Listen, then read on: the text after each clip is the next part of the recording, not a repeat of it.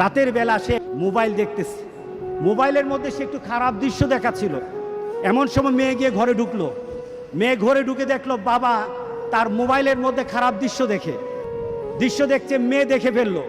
মেয়ে তখন বাবাকে বলল, একটা শব্দ বলেছে, লজ্জা করে না বাবা? মেয়েটা ঘরে চলে গেল। সেই বাবা যন্ত্রণায় ভুগতে আরম্ভ করলো, আরে আমার মেয়ে দেখে ফেললো, আমার মেয়ে কি কথাটা বলেছে, লজ্জা করে না বাবা? সে লোকটা অফিসে চলে গেল, অফিস করতেছে, কিন্তু আর ভালো লাগে না। মেয়েটা কি বলেছে, লজ্জা লাগে না বাবা? কিন্তু মেয়েটার যন্ত্রণায় সে হার্ট ফিল করলো। মেয়েটা এরপরে মারা গেল।